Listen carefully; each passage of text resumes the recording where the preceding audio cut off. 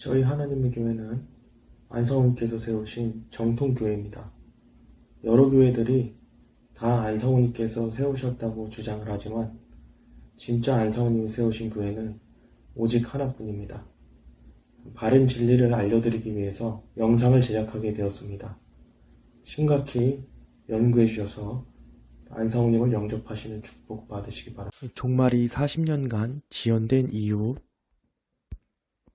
바로 전에 영상에서 말씀드린 것처럼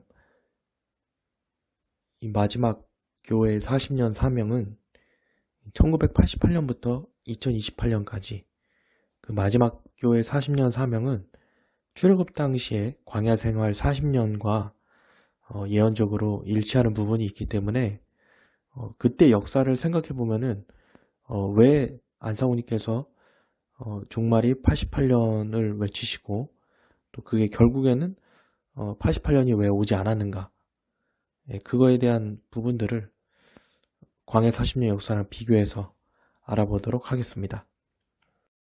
우선 종말이 지연된 것처럼 보이지만 사실은 처음부터 그렇게 예정된 것입니다.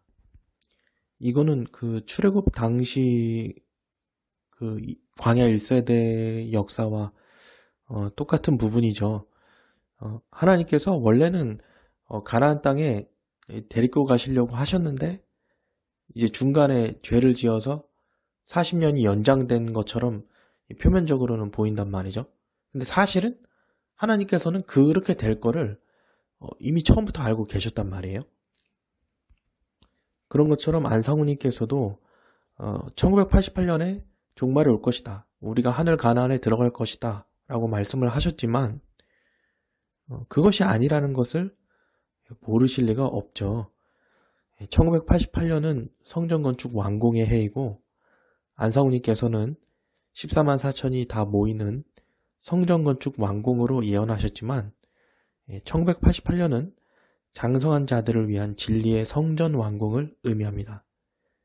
즉 14만 4천이 다 모이는 성전 건축 완공은요 2028년에 이뤄지게 되는 것입니다. 그래서 이제 1988년이 의미하는 바는 14만 4천이 다 모이는 성전 건축 완공으로 예언을 하셨지만 실상은 장성한 자들, 여기서 말하는 장성한 자들이라는 것은 멜기세덱, 재림에 대한 진리를 온전히 깨달을 수 있는 그러한 자들을 위한 진리의 성전 완공을 의미합니다. 이것은 사도 바울이 본인이 죽지 않고 승천할 것을 예언하였지만 사실은 사도 바울이 아닌 마지막 때 예언인 것과 같은 이치죠. 사도 바울의 예언이 틀렸다고 해서 사도 바울이 거짓 선지자가 될 수는 없는 것입니다. 그 마지막 때를 빗대어서 그 마지막 때에 대한 예언을 한 것이죠. 사도 바울은 그러니까 자기 때라고 말했지만 사실은 마지막 때에 대한 예언을 한 거예요. 안상우님도 사도 바울과 마찬가지로 88년이라고 얘기하셨지만 사실은 그거는 진정한 마지막인 2028년에 되는 것을 말씀 주신 것입니다. 14만 4천에 대한 예언은 1988년이 아닌 인치는 사업이 끝나는 종말 때의 일이지만 1988년에 14만 4천이 모이는 것으로 예언하심.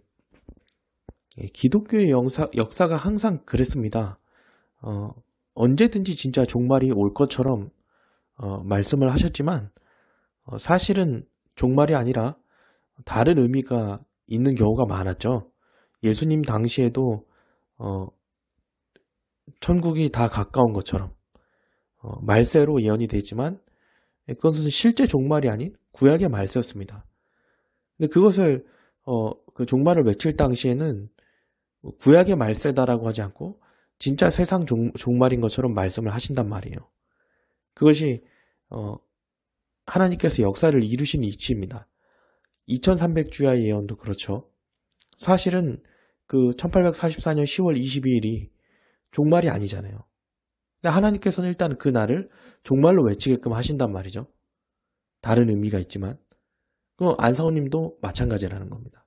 예수님도 그러했고요. 그 외에도 1988년이 아닌 2028년이 종말일 수밖에 없는 예언들이 있습니다. 안사우님께서는 처음부터 1988년이 종말이 아닌 것을 알고 계셨기 때문이죠. 그런 예언들이 있다라는 것은. 그래서 그 종말에 대한 다른 예언들은 지금 주제 말고 그 종말 관련된 주제를 할 때 좀 더 상세히 말씀을 드리겠습니다. 안상우님 말씀에서 1988년이 아닌 다른 그 시기가 예언되어 있는 것을 우리가 확인함으로써 안상우님도 사실은 1988년이 아닌 것을 알고 계셨다라는 것을 우리가 알게 되는 것이죠. 이는 출애굽 당시의 역사도 마찬가지인데 가나안 입성이 40년간 늦어진 것이 40일 정탐 때문이기도 하지만 사실은 미래를 아시는 하나님께서 창세 전부터 계획하신 역사입니다. 그러니까 출애굽 당시나 1988년이나 40년이 늦어지게끔 태초부터 아예 처음부터 계획이 되어 있었던 것입니다. 광야 역사와 마찬가지로 천국에 들어가기 위해 합당한 자들을 모으기 위함. 이전 영상에서 말씀드린 내용은 광야 생활 40년이 단순 심판 목적으로 보기에는 너무 길었다는 것이죠. 그래서 그 40년이 하고 있는 역할은 무엇이었는가 하면은 가나안 땅, 하나님께서 제사장의 나라로 세우시려고 하시는 그 나라에 합당한 백성이 되게 하기 위해서 40년 동안 이스라엘 백성들을 교육시킨 것이죠. 그러면은 이 1988년부터 안상우님께서 사실 종말로 예언하셨지만 이것이 40년이 지연된 것에 대한 이유가 있다라는 것이죠. 출애굽 당시 백성들이 가나안 땅에 들어가기에 합당치 않았기 때문에 40년간 이스라엘 백성들을 교육시킨 것처럼 안상우님 당시의 교인들이 천국에 들어가기에 합당한 믿음을 갖지 못했기 때문에 1988년으로부터 40년 동안 천국에 가기에 합당한 14만 4천을 모으시고 이전 세대는 광야 시대와 마찬가지로 버리심. 출애굽 당시에 가나안 땅에 들어가기 합당한 그 사람들이 충분히 있지 못했기 때문에 그 40년의 기간을 가졌던 것처럼 1988년에도 천국에 들어가기 합당한 14만 4천이 충분히 모여있지 않았기 때문에 하나님께서 그 40년의 기간 동안 그 14만 4천을 모으는 그 기간을 가지신 거죠. 근데 그런 목적만 있는 것이 아니라 광야 시대와 마찬가지로 이전 세대를 버려야 하기 때문입니다. 하나님을 거역한 또 하나님을 경록케 한 그 세대를 구원받지 못하게 하기 위해서 심판의 기간으로 또 40년의 기간을 정해주신 것이죠. 마다들로 예언된 자들의 죄를 드러내어 멸망받게 하기 위함. 단순 그 응징, 심판만을 받기 위함이 아닙니다. 출애굽 당시에도 마찬가지죠.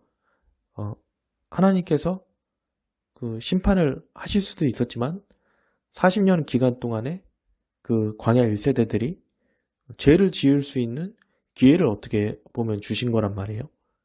그래서 실제로 그 40년 동안 계속 하나님을 원망하고 또 거역하고 이렇게 됨으로써 그들의 죄가 완전히 드러나게 되는 것이죠. 그래서 가나안 땅에 들어갈 수가 없다라는 것이 누가 보더라도 명확해진다라는 것입니다. 근데 이 광야 1세대에 해당하는 안상우님 계실 때 신앙생활 했던 그 사람들이 안상우님 계실 때는 그 죄가 그렇게 드러나지가 않았단 말이에요. 물론 이제 워낙 그 마음속에 악한 것들이 많다 보니까 이제 자기들 딴에는 그걸 가린다고 가렸는데 드러나는 일들도 많았지만 정말 도저히 용서가 안 될 수준의